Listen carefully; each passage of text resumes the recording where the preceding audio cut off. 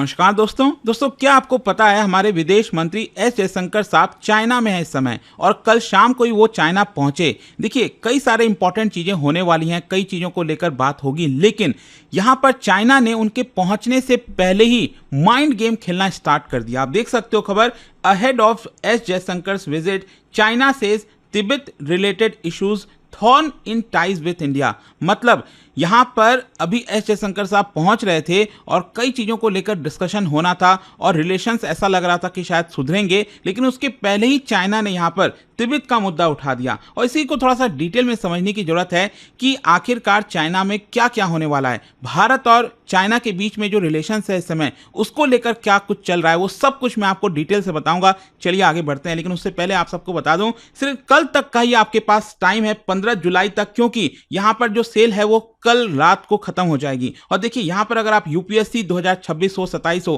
कोई भी साल की प्रिपरेशन कर रहे हैं, ये बैच आपके लिए परफेक्ट होने वाला है। और इसके अंदर आपको 6 महीने की एक्स्ट्रा वैलिडिटी मिल रही है, एक्स्ट्रा डिस्काउंट मिल रहा है और 7 डे का रिफंड पॉलिसी। तो यहां पर अगर आपको कोई डाउट है, प्रॉब्लम है, ये फोन नंबर है, आप इस पर कॉल कर लीजिए, मेरी पर्सनल टीम आपको हेल्प करेगी। And use this code Ankit live ताकि आप मैक्सिमम डिस्काउंट ले सकें। चलिए शुरुआत करते हैं। सबसे पहला क्वेश्चन है कि एस जयशंकर साहब का जो विजिट है वो इतना मायने क्यों रखता है। मैं आपको बता दूं ये विजिट 13 जुलाई से 15 जुलाई के बीच में होने वाली है और ये एक टर्निंग पॉइंट बताया जा रहा है भारत चाइना के रिलेशंस में, क्योंकि इंपॉर्टेंट ये है कि 5 साल में पहली बार, क्योंकि गलवान वैली के पहले उनका विजिट हुआ था और उसके बाद ये पहला विजिट है चाइना के अंदर। और यहां पर आपको समझना है कि ये विजिट कौन से चीजों के बीच में हो रही है। ऑलरेडी अगर आप देखोगे तो बॉर्डर टेंशंस कोई बहुत कम नहीं हुआ है, अभी भी टेंशंस जारी है बॉर्डर पर भारत और चाइना के बीच में। यहां पर कंपटीशन ग्लोबल लेवल पर, रीजनल जियोपॉलिटिक्स में काफी आपको देखने को मिलेगा। फॉर एग्जांपल बहुत सारे जो फैक्ट्रीज हैं वो चाइना छोड़कर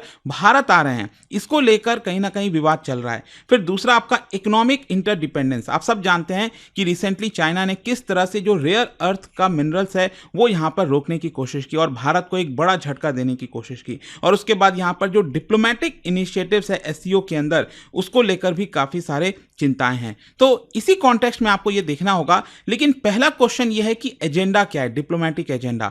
देखो सबसे पहला है आपका बॉर्डर टॉक्स, क्योंकि गलवान क्लैश के बाद आपने देखा होगा डिप्लोमेटिक ट्रस्ट काफी ज्यादा कम हो गया था और भारत चाहता है कि पूरा रेस्टोरेशन हो। मतलब अप्रैल 2020 के पहले जो सिचुएशन थी, भारत चाहता है कि बिल्कुल वैसा ही सिचुएशन इस समय किया जाए। और साथ ही साथ अभी तक जो भी प्रोग्रेस हुआ है, जो भी डिसएंगेजमेंट हुआ है अलग अलग पॉइंट्स पर बॉर्डर पर भारत और चाइना के, लेकिन उसके बावजूद भी बाकी के बहुत सारे जो पॉइंट्स हैं, चाहे देप्सांग प्लेन हो गया, डेमचौक हो गया, वहां पर अभी चीजें रिजॉल्व नहीं हुई हैं। तो हम चाहते हैं कि उसको जल्द से जल्द रिजॉल्व किया जाए। और 2024 का जो बॉर्डर पेट्रोल कोऑर्डिनेशन एग्रीमेंट था, कहीं ना कहीं उसमें एक बड़ा ब्रेक थ्रू मिला था, पिछले साल अक्टूबर 2024 में हुआ था।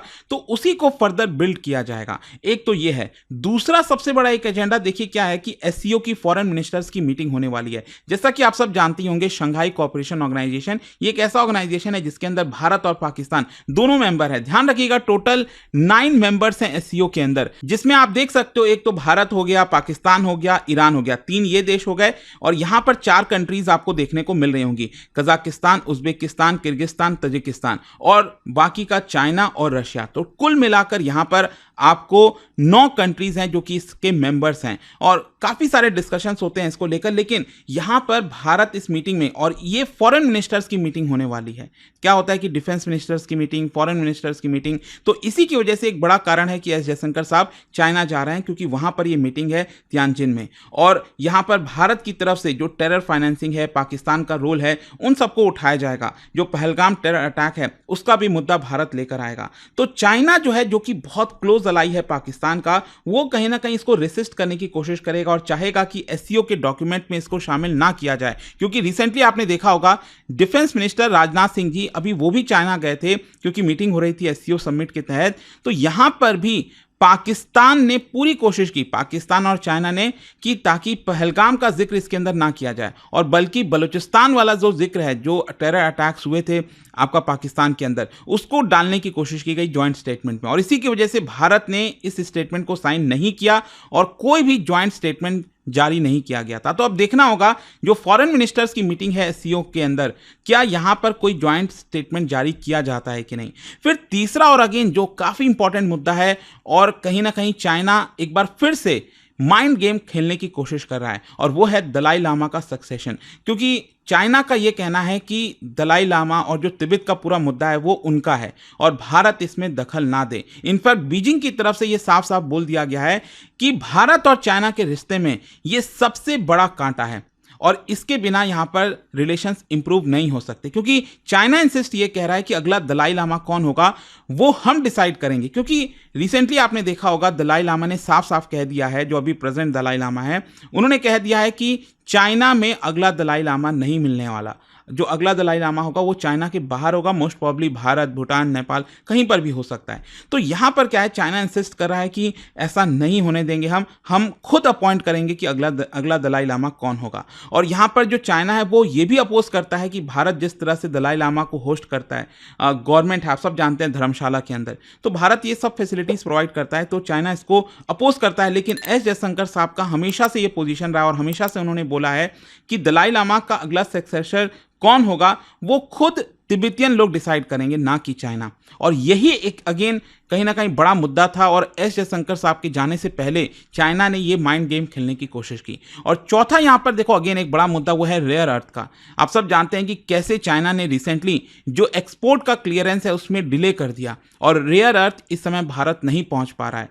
और इनफैक्ट ये भी खबर आ रही थी कि चाइना जो है बाकी देशों में रेयर अर्थ अलाउ कर रहा है लेकिन भारत में नहीं अलाउ कर रहा है। क्योंकि इसका अगेन एक बड़ा कारण आपको समझना है कि बहुत से फैक्ट्रीज जो चाइना में थे वो शिफ्ट हो रहे हैं भारत में, तो कहीं ना कहीं एक पावर गेम खेलने की कोशिश कर रहा है। तो भारत चाहता है कि ये जो क्रिटिकल कंपोनेंट है उसका एक्सेस अनइंटरप्टेड हो। क्या है कि भारत कुछ ऑल्टरनेटिव भी तलाश रहा है। अभी आप देखे ही होंगे अर्जेंटीना गए थे पीएम मोदी, घाना, तो वहां पर कोशिश हो रही है कि हम कहीं ना कहीं ऑल्टरनेटिव ढूंढे, लेकिन अभी उसको आने में काफ़ी टाइम लग जाएगा, इतना आसान नहीं है। तो चाइना से ये जो पूरा सप्लाई है वो रुके ना, तो देखना होगा इसको लेकर क्या कुछ सफलता मिलती है कि नहीं। और इसके अलावा आप सब जानती हैं कि पिछले 5 साल से डायरेक्ट फ्लाइट दोनों देशों के बीच में रुक गई थी, लेकिन वापस से जनवरी से इसको स्टार्ट किया गया है। इसके अलावा स्टूडेंट, बिजनेस पीपल, टूरिस्ट, इन सबका वीज़ा रिजीम जो है और ज़्यादा आसान बनाया गया है। कैलाश मानसरोवर यात्रा ये भी आपका स्टार्ट हुआ है, तो काफ़ी कुछ हो रहा है। लेकिन यहाँ पर स्ट्रैटेजिक बैकड्रॉप आपको समझना पड़ेगा कि दोनों देश में अभी भी बहुत ज़्यादा ट्रेड ट्रस्ट डेफिसिट है। क्योंकि आप देखिए गलवान इंसिडेंट्स के बाद जो है 19 rounds of core commander level talk हो चुका है, उसके बावजूद भी अभी तक बॉर्डर पर पूरा डिसएंगेजमेंट नहीं हो पाया है। भारत कहीं ना कहीं ये जानता है कि चाइना एक तरह से सलामी स्लाइसिंग स्ट्रैटेजी अपनाता है अपना। मतलब देखो चाइना क्या करेगा, थोड़ा थोड़ा जमीन अपने अंडर में लेता रहेगा और फिर बाद में ट्रूस करने की, मतलब पहले कहेगा जमीन ये हमारा है, उस पर कब्जा करेगा, फिर थोड़ा सा पीछे हटेगा, जितना मतलब आगे फ्रंट पे मान लो 5 किलोमीटर आएगा लेकिन पीछे सिर्फ 2 किलोमीटर हटेगा, तो अल्टीमेटली 3 किलोमीटर का एडवांटेज उसको हो गया। तो ये सलामी स्लाइसिंग जो है वो अपनाता रहता है और भारत को इसी को लेकर चिंता है। तो चाइना का साथ ही साथ मिलिट्री बिल्डअप भी अभी है अक्साई चीन में और जो तिब्बत है वहाँ पर, तो ये चीज को लेकर अगेन काफी ज्यादा आपको ट्रस्ट डेफिसिट देखने को मिल रहा है। फिर इसके अलावा चाइना की जो कोल्ड डिप्लोमेसी है, क्योंकि चाइनीज मीडिया ऑफिशियल्स उल्टा वो लोग क्या करते हैं, भारत पर ब्लेम करते हैं कि जो बॉर्डर पर सिचुएशन है वो भारत की वजह से है। और बीजिंग जो है वो अगेन क्रिटिसाइज करता है कि भारत क्वाड का अलायंस है, हमें रोकने की कोशिश की जा रही है। At the same time China ये भी चाहता है कि इकोनॉमिक ऑफर जो है भारत को मिले, मतलब कि भारत RCEP और जो ट्रेड है अलायंस है जिसमें चाइना है उसमें भारत भी आए। लेकिन भारत अगेन थोड़ा सा यहाँ पर चिंतित रहता है कि चाइना पीछे से क्या प्लानिंग कर रहा है। तो भारत का एक फर्म देखो पोस्चर अभी ये है, भारत का कहना है कि पूरी नॉर्मलसी चाइना के साथ तब तक नहीं आएगी जब तक बॉर्डर का मामला पूरी तरह से रिजॉल्व नहीं हो जाता। और हम चाहते हैं कि 2020 के पहले, गलवान के पहले जो पोजीशन था सब वही पोजीशन पर लौट जाए, जो कि अभी तक नहीं हो पाया है।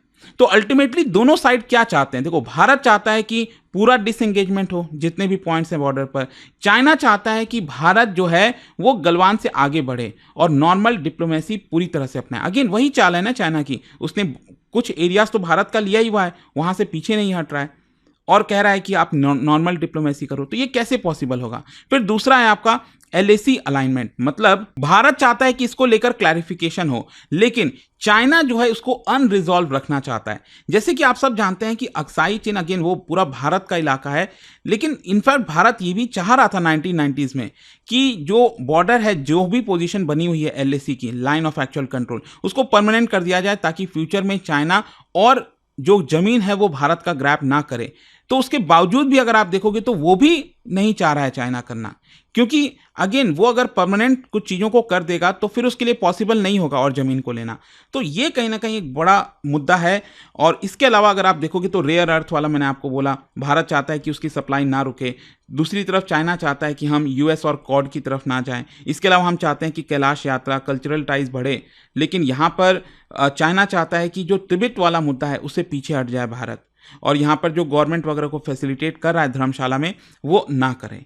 यहाँ पर हम चाइनीज़ मिलिट्री का प्रेजेंस नहीं चाहते हैं LAC में, लेकिन दूसरी तरफ जो चाइना है वो ट्रेड टाइज, बाकी चीज़ें जो है भारत के साथ बढ़ाना चाहता है। तो अब क्वेश्चन ये है कि एस जयशंकर साहब तो चाइना गए हुए हैं, लेकिन चैलेंजेस क्या क्या हैं अगले 2-3 दिनों में। देखो, एक तो क्या है कि पाकिस्तान वाला फैक्टर, चाइना पूरी तरह से पाकिस्तान को बैक कर रहा है, चाहे कश्मीर का मुद्दा हो, तो हर एक चीज़ में, तो ये हमारे लिए थोड़ा सा देखना होगा। दूसरा, SCO के स्टेटमेंट में क्या यहाँ पर पहलगाम का जिक्र आता है कि नहीं। फिर इसके अलावा यहाँ पर जो ट्रस्ट डेफिसिट है उसको लेकर चीज़ें आगे बढ़ पाती हैं कि नहीं, और जो इंटरनल चाइनीज सेंसिटिविटीज़ है, मतलब चाइना का मानना है कि ताइवान, तिब्बत, हांगकांग, इस पर हम कोई भी कॉम्प्रोमाइज़ नहीं कर सकते, लेकिन तिब्बत को लेकर भारत का पोजीशन आप सब जानते ही हैं। तो कंक्लूजन ये निकलता है कि एस जयशंकर साहब का ये जो विजिट है वो सिंबॉलिकली काफ़ी ज़्यादा पावरफुल है, लेकिन अगेन यहाँ पर हम फुल नॉर्मलाइजेशन चाहते हैं।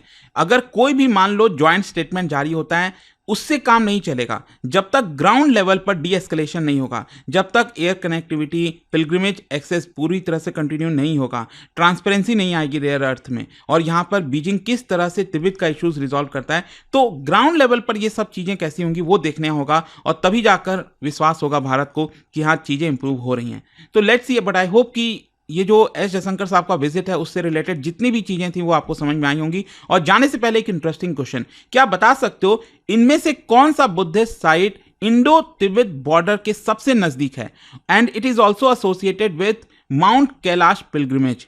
क्या आप बता सकते हो कौन से साइट की हम बात कर रहे हैं? इसका राइट आंसर आप सब जानते हैं, मेरे इंस्टाग्राम पर तो मिलेगा ही, वहां पर अगर आप नहीं हो कोई बात नहीं, टेलीग्राम से ले सकते हैं इसका सही उत्तर। और जैसा मैंने आपको बताया, अगर आप UPSC की तैयारी करें, कोई भी बैच चाहते हैं, स्पेशली अभी सेल के दौरान कल तक आपके पास मौका है, सबसे कम दाम पर आप इसको ले सकते हो, और 6 महीने की extra validity, 7 day refund policy, और इसके अलावा बुक्स का पूरा सेट और पर्सनल मेंटर, सब कुछ आपको इसके अंदर मिलेगा। कोई भी डाउट हो ये नंबर पर कॉल कर लीजिए, आपको अच्छे से मेरी जो टीम है, पर्सनल टीम है, वो आपको गाइड करेगी।